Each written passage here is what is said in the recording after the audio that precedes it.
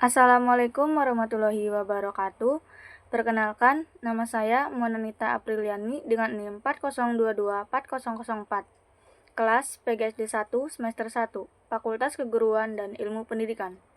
Saya di sini akan menjelaskan proposal penelitian saya yang berjudul Pengaruh Pendekatan Pembelajaran Aktif terhadap Keterampilan Berpikir Kritis Siswa di Sekolah Dasar. Bab 1, Pendahuluan. A. Latar belakang masalah. Keterampilan berpikir kritis merupakan kemampuan yang sangat penting dalam perkembangan intelektual dan akademik siswa. Dalam konteks pendidikan dasar, keterampilan berpikir kritis membantu siswa dalam menganalisis, mengevaluasi, dan membuat keputusan yang rasional berdasarkan informasi yang ada. Di sisi lain, penerapan pendekatan pembelajaran yang tepat oleh guru dapat memberikan dampak yang signifikan dalam meningkatkan keterampilan tersebut. Pendekatan pembelajaran aktif yang mengutamakan keterlibatan langsung siswa dalam proses pembelajaran melalui diskusi, kolaborasi, dan eksplorasi ide diharapkan dapat meningkatkan kemampuan berpikir kritis siswa. Namun, masih ada ketidakpastian mengenai seberapa besar pengaruh pendekatan ini terhadap perkembangan keterampilan berpikir kritis siswa, terutama di tingkat sekolah dasar. Oleh karena itu, penelitian ini penting dilakukan untuk mengetahui pengaruh pendekatan pembelajaran aktif terhadap keterampilan berpikir kritis siswa di sekolah dasar. B. Pembatasan masalah. Agar penelitian ini tetap terfokus dan dapat dijalankan dengan efektif, perlu dibuat pembatasan masalah sebagai berikut. Yang pertama, pendekatan pembelajaran aktif yang digunakan. Penelitian ini hanya akan membahas pengaruh penerapan pendekatan pembelajaran aktif yang melibatkan siswa secara langsung dalam proses pembelajaran. Pendekatan yang diterapkan mencakup aktivitas seperti diskusi kelompok, studi kasus, permainan edukatif. Yang kedua, fokus pada keterampilan berpikir kritis. Penelitian ini akan mengukur keterampilan berpikir kritis siswa dalam konteks kemampuan untuk menganalisis informasi, mengevaluasi argumen, menarik kesimpulan, serta mengembangkan ide-ide secara logis.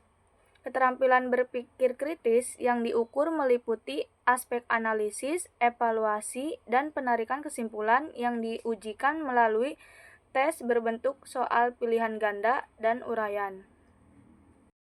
C. Rumusan masalah. Yang pertama, bagaimana penerapan pendekatan pembelajaran aktif di kelas sekolah dasar? Yang kedua, apakah terdapat pengaruh yang signifikan antara penerapan pendekatan pembelajaran aktif terhadap keterampilan berpikir kritis siswa di sekolah dasar? D. Tujuan penelitian. Yang pertama, untuk mengetahui penerapan pendekatan pembelajaran aktif di kelas sekolah dasar.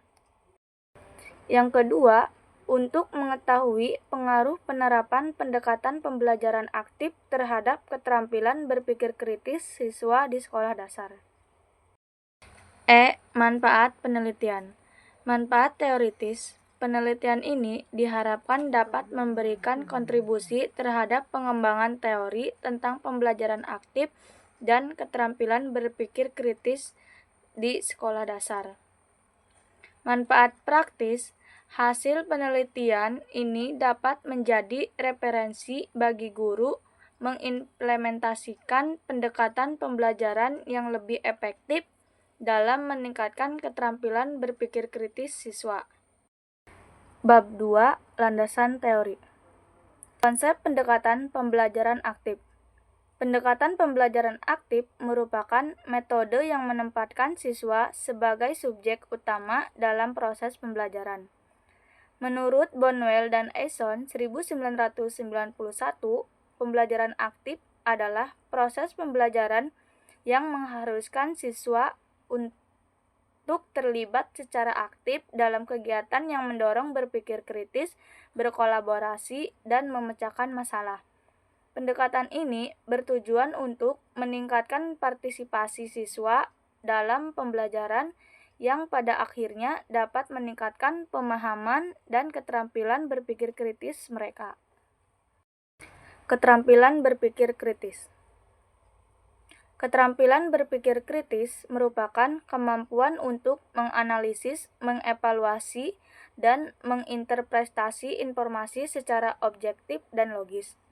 Menurut Ennis, 2011, berpikir kritis melibatkan kemampuan menilai argumen, membuat keputusan yang tepat, serta memecahkan masalah dengan cara yang sistematis. Keterampilan ini tidak muncul secara alami, melainkan perlu dilatih melalui proses pembelajaran yang tepat.